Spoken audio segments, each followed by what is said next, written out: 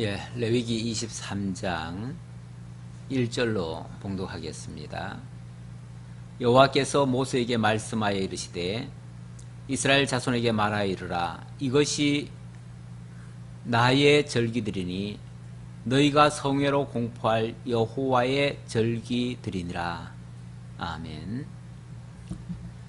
이것이 나의 절기다. 성회로 공포할 여호와의 절기들이다. 이것이 나의 절기다. 우리의 절기가 아니고요. 하나님의 절기랍니다. 하나님의 절기라는 것은 하나님이 계획하시고 하나님이 작정하고 하나님이 그 절기를 통해서 뭔가를 보여주시고 또 우리로 하여금 알게 하시려는 그러한 절기라는 겁니다. 나의 절기들이라고 하시면서 뒤이어서 여호와의 절기들이다 이렇게 또 표현했어요. 여호와의 절기란 말은 여호와를 알게 하는 절기라는 거죠. 여호와는 하나님이 언약하시고 언약대로 이루시는 자라는 뜻인데 결국 하나님께서 작정하시고 계획하시고 설계하신 그런 일을 하나님이 이루심으로써 그래서 하나님이 여호와 되심을 우리들에게 알려주실 그러한 절기라는 거죠. 그러니까 절기가 그냥 단순한 어떤 명절이 아니고요. 하나님을 계시하는 계시의 방편이 된다는 거예요. 이 세상에도 명절이 있죠. 우리 이제 다음 주면은 세상에서도 추석이라고 합니다. 추석도 굉장한 명절이죠. 민간 명절로서 아주 굉장히 큰 명절인데 우리는 물론 기독교 국가가 아니다 보니까 성경적인 명절을 지키지는 않습니다. 하지만은 교회는 성경에서 가르쳐주는 그러한 명절을 아무래도 우리가 먼저 생각하고 성경에는 무엇 때문에 그런 명절을 만들어 놨을까 그걸 생각해 봐야죠. 레위기 23장은 이 절기가 약 한 8가지가 나옵니다. 8가지가 나오는데 그래서 뭐 8대 절기다 이렇게도 말할 수 있는데요. 그 8가지가 어떻게 구분이 되어지며 무엇 때문에 그런 절기들을 하나님께서 주시고 이스라엘 언약 자손들로 하여금 그 절기들을 지키라고 하셨는가 그런 내용을 이제부터 살펴보려고 합니다. 23장의 1, 2절은 바로 이러한 8가지 절기들을 선포하는 그러한 선의 말씀이에요. 그러니까 뭔가를 얘기하려고 하는데 내용은 많지요. 많은데 그 내용을 한마디로 압축해서 한마디로 표현하는 내용이 선이죠. 그런데 바로 1, 2절이 그 선이라는 거예요. 하나님께서 왜 이 말씀을 하시는가? 지금부터 선포하는 그 8가지의 절기들, 이것은 바로 나의 절기다. 하나님의 절기다. 하나님이 여호와 되심을 알게 하는 절기다.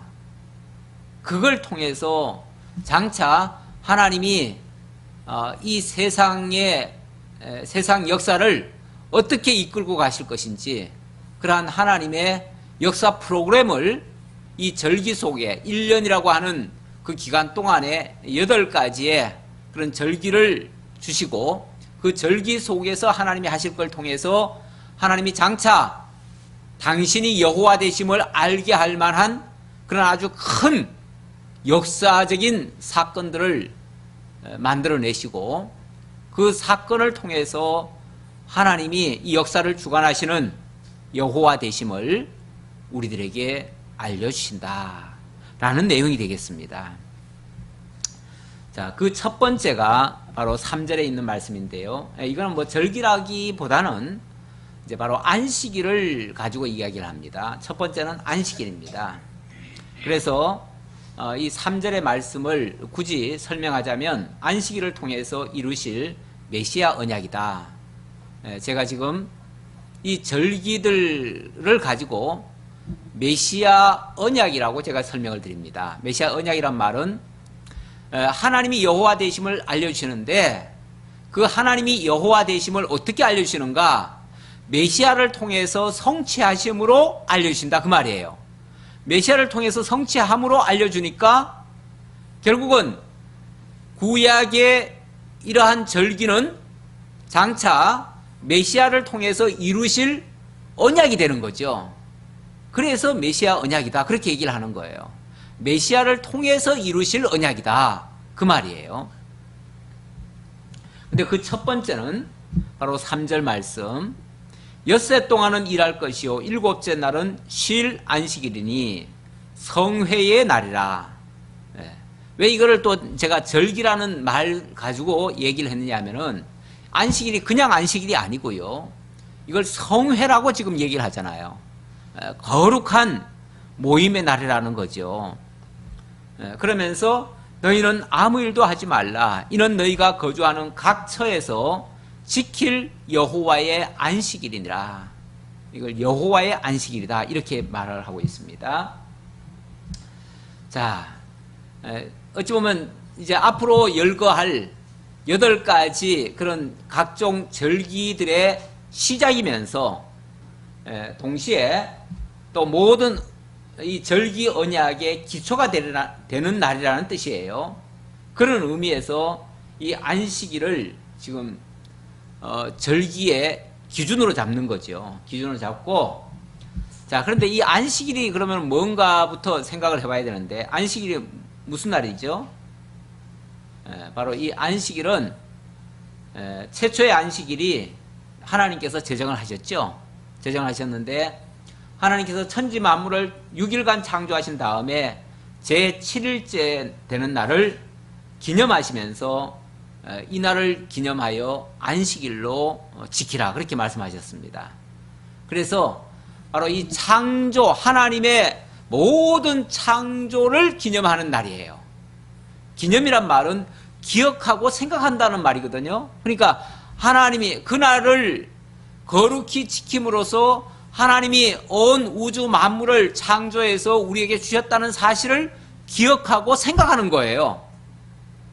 그러니까 그 한 날을 지키지만은 그 한 날을 통해서 하나님의 전 창조를 기억하는 거예요. 이게 보통 일입니까? 굉장한 일이죠. 그 날을 바로 안식일이라고 했고요. 그 다음에 안식일은 바로 이스라엘 백성들을 애굽 땅 종되었던 집에서 인도해 내시고 그들을 구원해서 그들에게 자유와 그런 평안을 주신 그날이에요. 그날을 기억해서 또 기념해서 지키라고 하십니다. 그러니까 두 번째 안식일은 구원을 통해서 자유와 평안을 주신 날이에요. 그래서 이 안식일이라고 하는 것은 만약에 그날을 잘 지키게 된다면 하나님이 우리를 창조하시고 이 삼라만상을 다 창조해서 우리에게 주셨다는 사실을 기억하고 또 우리를 죄와 사망 가운데서 건져서 자유와 평안을 주신 것을 기억하는 날이에요. 그러니까 이 안식일이 얼마나 소중하고 얼마나 가치 있는 날인지 몰라요. 아니 뭐 쉬는 날이 뭐 그렇게 중요해. 사람들은 바쁘면 안 쉴 수도 있지. 바쁘면 일도 하고 바쁘면 돈도 벌고 바쁘면 뭐 다른 것도 해야지. 바쁜데 무슨 쉬고 있어? 이렇게 간단하게 생각하고 그날이 별거 아닌 것처럼. 그야말로 옛날에는 우리가 쉬는 날 뭐라고 그랬어요? 지금도 공휴일이라고 하고 옛날에는 공일이라고 그랬어요. 공일. 공일이라는 말이 뭐예요? 공이라는 말은 0이잖아. 0. 아무것도 없는 날. 쉽게 말하면 그날은 없는 날과 같은 날이에요. 쉽게 말하면 그날은. 물론 그걸 노는 날이라고 생각할 수도 있지만 그날은 그냥 공일이에요. 공일. 옛날에 우리는 그런 개념을 가지고 살았어요. 그랬는데 사실은 그게 그냥 노는 게 아니고요. 그냥 나자빠 잠이나 자는 게 아니고요. 그냥 논다는 말은 그런 거잖아요. 그냥 그동안 일하던 거 놀고 쉬고 그동안 뭐 다른 거 하던 거 다 쉬고 뭐 쉬면서 뭐 하겠어요. 잠이나 자지요. 그래서 그냥 시간 그냥 보내는 날, 그렇게 허무한 날, 이렇게 생각하는데 그게 아니고요. 그날이야말로 하나님이 하신 모든 것을 다 기억하는 날이에요. 하나님의 모든 역사를 생각하는 날이에요. 얼마나 소중한 날인지 몰라요. 그런데 이것이 역사 속에서는 하나님의 창조를 기억하고 하나님의 구원을 기억해서 감사와 찬송과 영광을 돌리는 그런 아주 소중한 날이고, 그날 정말 자유와 평안, 기쁨, 쉼, 안식 이런 것을 진짜 누리게 되는 그런 날이었는데 이것이 말로만 되는 게 아니고 실제로 역사 속에서 바로 예수 그리스도를 통해서 온전케 되어졌습니다.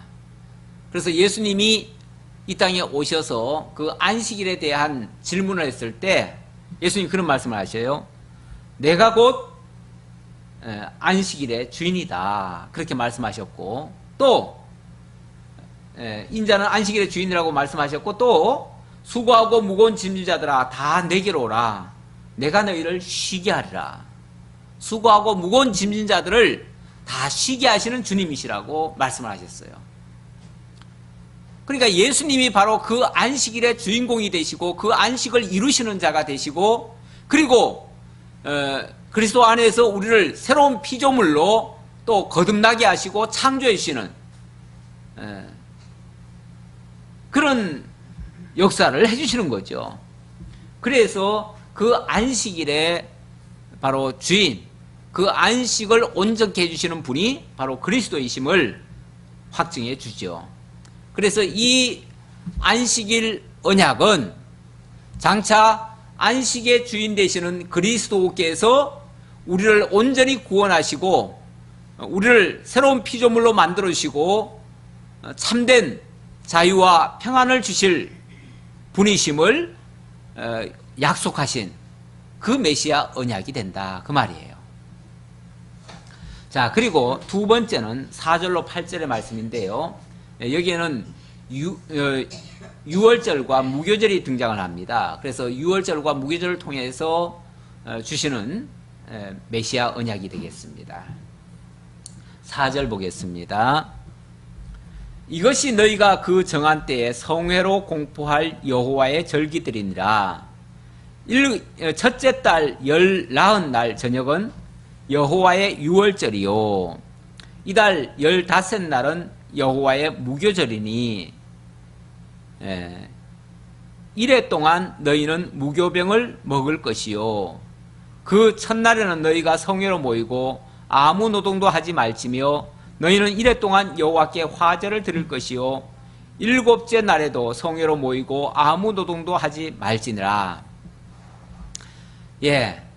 첫째 달 나흔 날 저녁, 그날을 뭐라고 그러냐면은 유월절이라고 하고요, 또 그 다음 15날을 무교절이라고 해요. 무교절.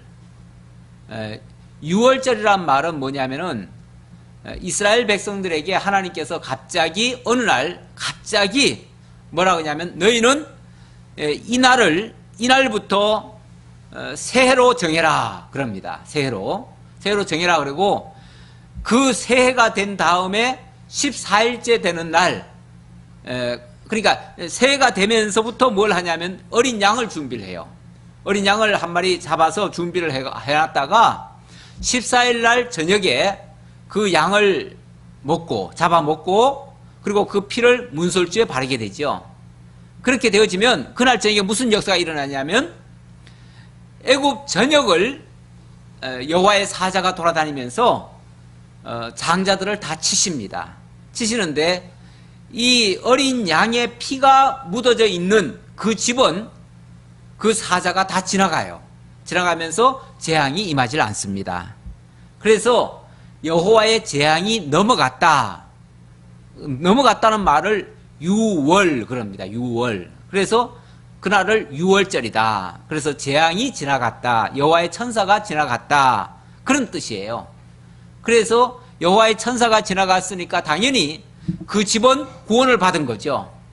천사가 지나가지 않은, 그 죽음의 천사가 지나가지 않은 집은, 그러니까 죽음의 천사가 들어간 집은 전부 다 재앙이 임했는데 죽음의 천사가 지나간 집은 다 구원을 받은 거예요. 그래서 이스라엘 백성의 집에는 전부 다 구원을 받고 이스라엘 백성이 아닌 집들은 다 재앙을 받았어요. 그게 바로 유월절 사건입니다. 바로 그것을 기억해서 유월절을 지키라고 하고요. 그 다음 날부터는 무교절이라고 합니다. 왜 또 무교절이라고 했는가 하면, 자, 유월절 그 다음 날부터는 하나님께서 특명이 내리죠. 특명이 뭐라고 내리냐면, 너희 이스라엘 백성들은 오늘 바로 보따리 싸가지고 쉽게 말하면 이제 광야로 나가라, 그렇게 얘기를 하는 거죠. 광야로 나가서 거기서 여호와를 섬길 것이다. 그래서 부랴부랴 이제 나가는 거예요. 사실 그러기 전에 유월절 전날부터 벌써 준비는 다 해요. 허리띠를 띠고 서서 어린 양을 미리 잡아서 그걸 삶아놨다가 그거를 급히 먹죠. 급히 먹어요. 급히 먹고 그리고 그 자리에서 바로 출발을 합니다.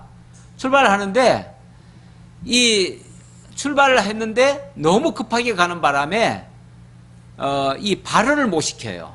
발효를 못 시키고 그냥 쉽게 말하면 밀가루를 그냥 가져가는 거예요. 그냥 가져가니까 발효되지 아니한 밀가루가 되는 거죠.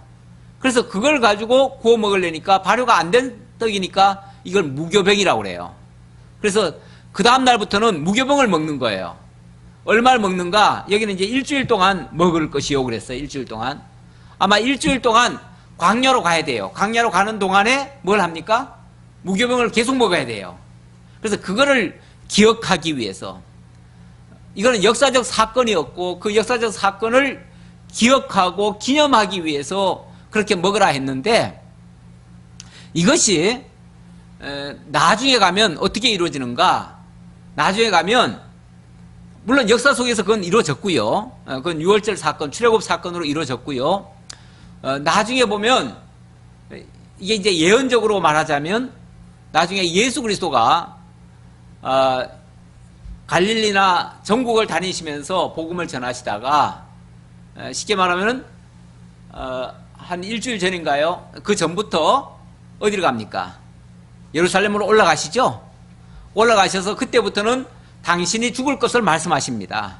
그리고 당신이 죽음을 예비해서 기름 부음을 받고, 그러니까 제물로서 준비가 다 돼요. 준비가 다 된 다음에 유월절 전날 마지막 유월절 만찬을 합니다. 그리고 오늘 밤에 내가 잡힐 것이다 그래요. 그리고 그날 밤에 잡히시죠. 실제로 예수님 잡혀요. 그 잡히실 때 예수님이 그런 말씀, 잡히시기 전에 그런 말씀하셨죠. 이 잔은 내가 너희를 위해서 흘리는 내 피다.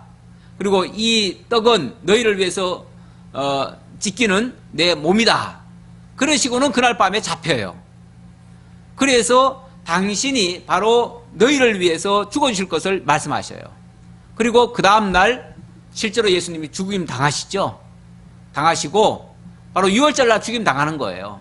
죽임 당하시고 유월절 전날 잡수시고 유월절날 죽으시고 그리고 그날 저녁에 무덤에 들어가셔요. 그리고 그 다음부터는 예수님은 이제 무덤에 속에 들어가셨으니까 아무것도 못 드시죠. 예. 못 드시고 그리고 이제 3일 만에 예수님은 부활하셔요. 그래서 이 무교병이라고 하는 거는 바로 이 죄의 그 무교라고 하는 게 원래 발효인데요. 발효. 그 발효가 되지 않은 걸 얘기하는 건데, 이 발효가 이 누룩이라고 하는 게 뭘 상징하냐면 죄를 상징하기도 합니다. 그래서 무교라는 말은 발효되지 아니했다는 말이고, 그거는 바로 죄가 없어졌다는 말이기도 해요. 그래서 바로 예수님의 그 죽음을 통해서 우리의 죄 문제가 깨끗이 해결됐다라는 뜻이에요. 그래서 예수님 십자가에 못 박혀 죽으시고 난 다음에 우리의 모든 죄를 짊어지시고 죽으시고, 그 그리스도를 믿는 자들이 이제 그 당시도 몇 명의 사람들은 부활하는 장면이 있었어요. 다시 살아나는 장면이 있었는데 예수님께서 부활의 첫 열매로 살아나시고 그 다음에 여러 사람들이 살아나고요. 그리고 예수님은 영원한 승천을 하셨죠. 승천을 하셨어요. 그렇게 해서 이제 죄와 상관없는 그런 상태가 되셨죠. 그래서 그 예수를 믿는 자들도 이제는 죄와 상관없는 자들이 되어지고, 그래서 이제 죄와 상관없이 우리가 그 예수를 바라볼 수 있도록 이렇게 만들어 주셨죠. 이것이 바로 무교절의 의미가 돼요. 그래서 예수 그리스도가 우리의 죄를 대신해서 죽어주시고, 그 결과로 말미암아 죄 아래에 있던 자들이 구원함을 받고, 그리고 죄와 상관없이 그리스도를 바라볼 수 있도록 이렇게 만들어주신 것이 바로 유월절과 무교절에 대한 의미가 돼요. 바로 이 유월절, 무교절 절기는 예수 그리스도께서 우리의 죄를 대속하기 위해서 죽으실 것과 그로 말미암아 우리 죄가 사함받을 것, 이걸 가리키는 언약이었던 거죠.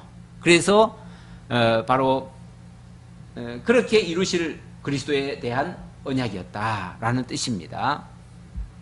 그 다음 세 번째는요, 9절로부터 14절의 말씀인데, 안식일 이튿날에 드리는 요제를 통한 메시아 언약입니다. 예. 여호와께서 모세에게 말씀하여 이르시되, 이스라엘 자손에게 말하여 이르라. 너희는 내가 너희에게 주는 땅에 들어가서 너희의 곡물을 거둘 때 너희의 곡물의 첫 이삭 한 단을 제사장에게로 가져갈 것이요, 제사장은 너희를 위하여 그 단을 여호와 앞에 기쁘게 받으심이 되도록 흔들 때 안식일 이튿날에 흔들 것이며, 너희가 그 단을 흔드는 날에 1년 되고 흠없는 순양을 여호와께 번제로 드리고, 그 소제로는 기름 섞은 고운 가루 10분의 2 에바를 여호와께 드려 화제로 삼아 향기로운 냄새가 되게 하고, 전제로는 포도주 4분의 1 흰을 쓸 것이며, 너희는 너희 하나님께 예물을 가져오는 그날까지 떡이든지 볶은 곡식이든지 생이삭이든지 먹지 말지니, 이는 너희가 거주하는 각처에서 대대로 지킬 영원한 규례니라. 이거는 첫 이삭을 하나님께 흔들어서 요제로 드리라는 절기예요. 드리는 그런 절기인데, 이거는 또 뭘 의미하는가? 안식 후 첫날이죠, 그날이. 너희는 이래 동안에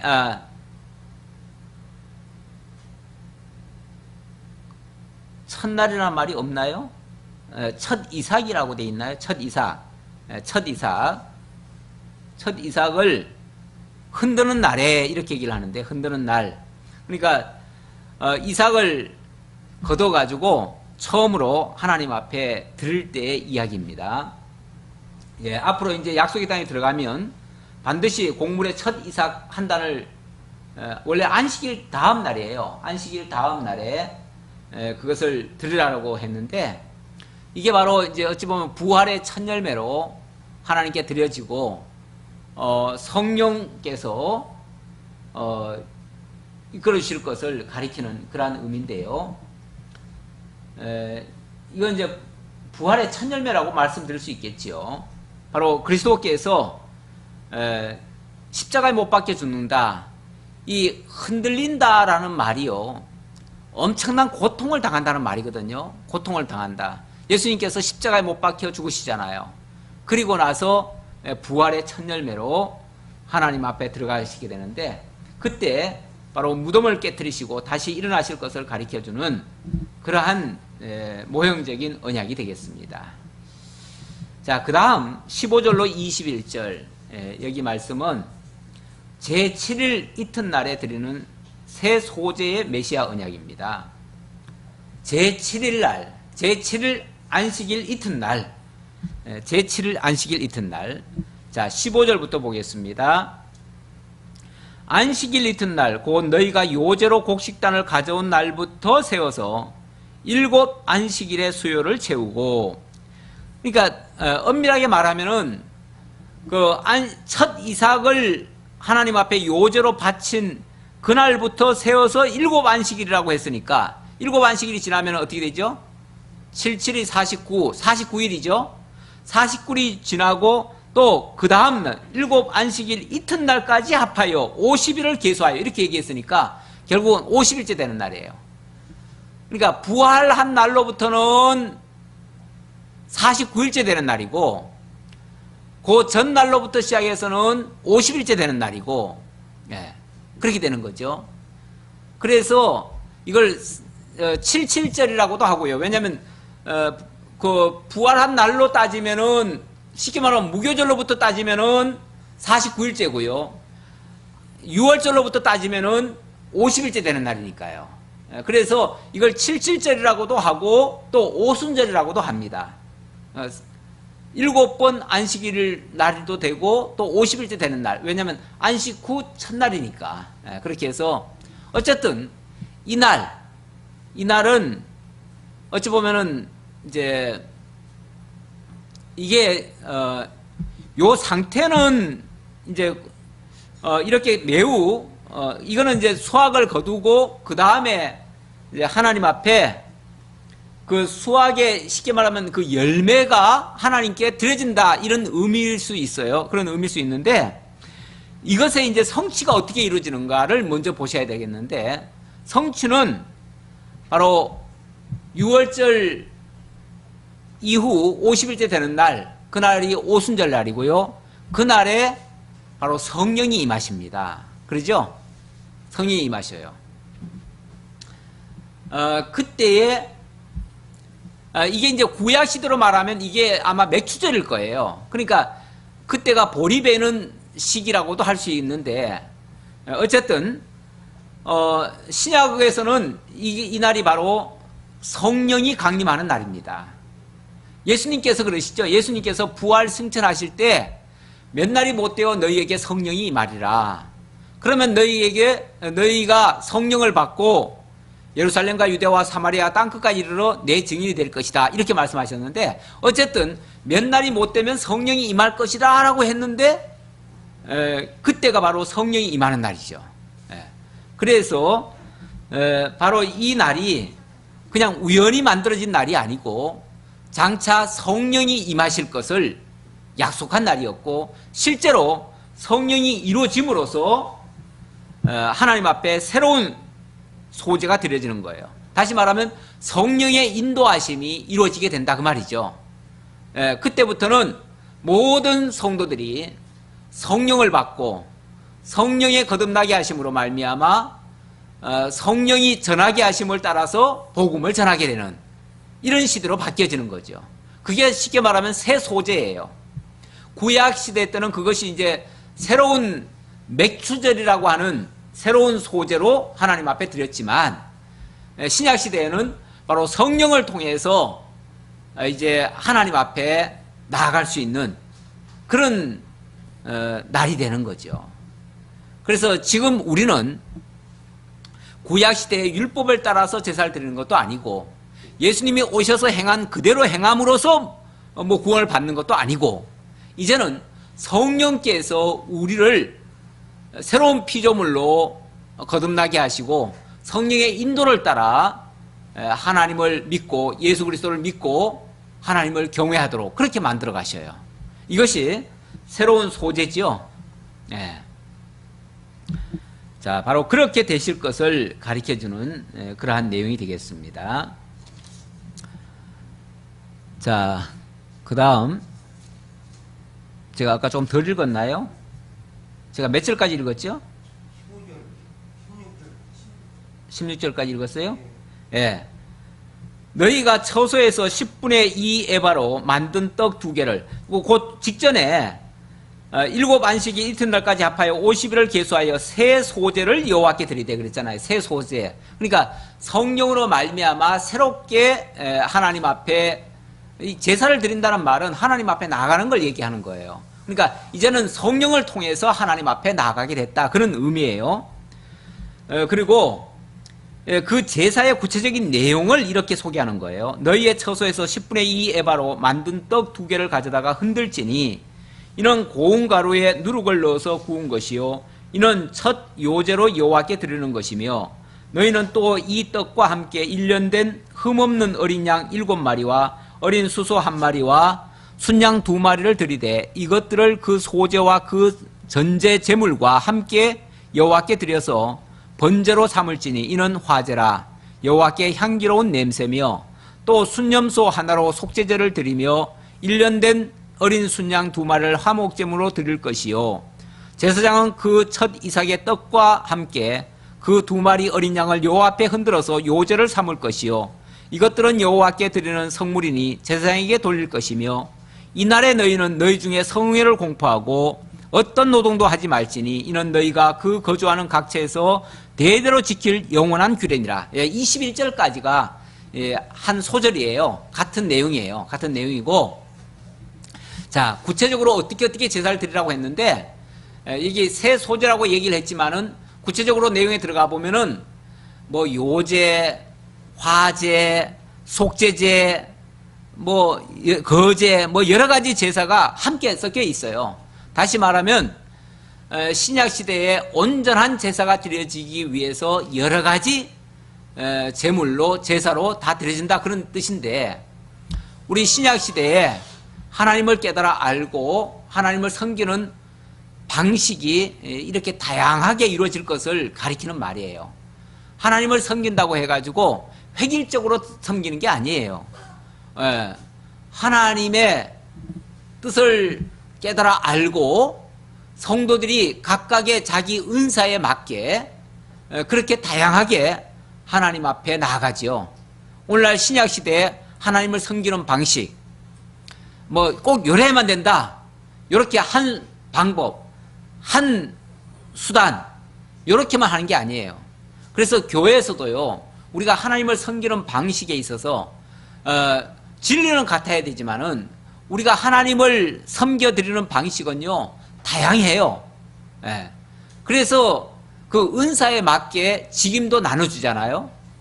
그래서 어떤 사람은 가르치는 은사로, 어떤 사람은 봉사하는 은사로, 어떤 사람은 또 섬기고 희생하고 또 뭐 연보하고 뭐 여러 가지 방식으로 이렇게 각각 하나님을 섬겨드려요. 그러니까 어느 한 방향으로만 이렇게만 해야 된다, 그거는 너무 그건 율법적인 행위가 될 수 있어요. 그런 것들이 오히려 이래야만 된다는 게 사실은 아니에요.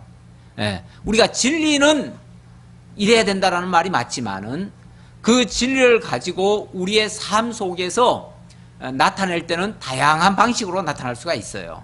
그것을 우리가 서로를 존중해 줘야 돼요. 그래서 다른 사람이 나와 좀 다르게 하나님을 섬기더라도 그것을 왜 너는 그렇게 섬겨라고 할 게 아니고, 하나님께서 나에게는 이런 은사를 주셔서 이런 방식으로 내가 가지고 있는 이걸 가지고 하나님을 섬기게 하신다, 이렇게 생각을 해야 돼요. 그래서 신약 시대에 하나님을 섬기는 방식은 다양하다라는 것을 기억하시고요. 자, 그 다음 22절의 말씀은 이삭을 남겨두라는 말씀인데, 이거는 뭐 절기는 아니지만은, 자, 조금 전에는 쉽게 말하면 새로운 소재로 하나님을 제사 드리라고 했으니까 그거는 수확을 하는 거죠. 그걸 이제 아까 제가 맥추절이라는 표현도 했어요. 그러니까 그때는 바로 수확을 해서 하나님 앞에 수확한 걸 가지고 하나님 앞에 제사를 드려야 되는데, 자, 요번에는 22절에서 뭐라고 그러냐면은 그 수확할 때에 다 수확하지 말고 조금 남겨두래요. 남겨두는데 무엇 때문에 남겨두라고 하느냐면은 이방인과 나그네와 그런 자들을 위해서, 가난한 자들과 그런 자들을 위해서 남겨두래요. 이건 또 무슨 의미인가? 22절 보겠습니다. 너희 땅에 곡물을 벨 때 반 모퉁이까지 다 베지 말며 떨어진 것을 줍지 말고 그것을 가난한 자와 거류민을 위하여 남겨두라. 나는 너희의 하나님 여호와니라. 이게 또 무슨 얘기냐 하면요, 하나님의 중요한 역사 프로그램 속에 있는 내용이에요. 다시 말하면 아까 그 새 소재로 하나님 앞에 제사 드리는 것이 바로 신약의 성령을 통해서 우리가 하나님 앞에 나갈 것을 가리킨다 그랬어요. 그랬는데, 자, 그때 성령이 임하시면, 예수님께서 그렇게 말씀하셔요. 너에게 성령이 임하시면 너희가 성령을 받고 예루살렘과 유대와 사마리아와 땅끝까지 이르러 내 증인이 되리라 그랬어요. 그러니까 성령이 임하고 나면 그 성령 받은 그 사람들만 구원을 받고 그 사람들만 끝나는 게 아니고 그 복음이 땅끝까지 간다는 거예요. 땅끝까지 간다는 말은 이거는 이방인들에게까지 간다는 거고요. 그 이방인들은 마치 나그네와 가난한 자와 그 이방인 이건 다 같이 통칭해서 얘기를 합니다. 그래서 그 이삭을 남겨두라는 의미는 뭐냐면 이방인에게까지 복음이 확산될 걸 가리키는 거예요. 우리 하나님이 이렇게 정말 정확하게 하나님 당신이 하실 일들을 이 절기를 통해서 언약을 하시고 그대로 예수 그리스도를 통해서 메시아를 통해서 이루시고 성령을 통해서 땅끝까지 복음이 전파되도록 이렇게 역사하신다는 거예요. 우리 하나님 역사하시는 내용 얼마나 정교한지 몰라요. 자, 그런 내용을 이제 말씀드리는 내용인데요. 오늘은 아무래도 여기까지만 하도록 하겠습니다. 여기까지 하고 다음에 23절부터 더 자세히 살펴보도록 하겠습니다. 어차피 오늘 다는 못할 것 같아서 중간에 멈췄습니다. 자, 이 절기 속에 나타난 하나님의 작정하심, 계획하심, 그리고 메시아를 통해서 이루심, 얼마나 정교하고 확실하고 그것이 오늘 신약시대의 복음으로 이것이 또 완성되어진다는 것을 오늘 말씀을 통해서 확인했습니다. 우리 하나님이 하시는 일 정말 빈틈이 없습니다. 구약에 어떻게 보면은 이러한 의미를 신약에 이루어진 그리스도를 통해서 이루신 그 의미를 알지 못하면 어떻게 보면 엉성해 보여요. 구약에 뭐 이렇게 복잡하게 절기를 얘기하고 뭐 이렇게 복잡하게 제사를 드리게 하는가 싶지만은 사실은 이게 복잡한 게 아니고요. 장차 그리스도를 통해서 이루실 하나님의 역사 프로그램을 지금 설명하는 거예요. 그걸 미리 약속하고 메시아를 통해서 이루심으로써 당신의 그 설계를 보여주시는 거예요. 그래서 하나님 자기를 계시하시는 거예요. 우리로 하여금 하나님을 깨달아 알고 그래서 그분이 여호와 되심을 기억하고 또 그래서 경외하게 하시려는 것이 이 절기에 담겨진 하나님의 의도입니다. 기도하겠습니다. 아버지 하나님 감사합니다. 우리 하나님께서 이렇게 정교하게 설계하시고 그것을 절기를 통해서 우리들에게 알려주시고 메시아를 통해서 이루어 주심으로 하나님이 약속대로 이루시는 여호와의 심을 깨닫게 하시니 참으로 감사합니다. 이 은혜를 깨달은 오늘날의 성도들 정말 하나님의 이 의미를 깨닫고 그리스도 안에서 또 성령을 통해서 이루시는 역사를 깨닫고 복음으로 이해하고 하나님 앞에 감사하며 그 분명한 하나님의 뜻을 따라 예수를 믿고 하나님을 경외하는 저희 모두가 되게 하옵소서. 다시 만날 때까지 하나님 지켜주시기를 간절히 바라오며 예수님의 이름으로 기도하옵나이다. 아멘.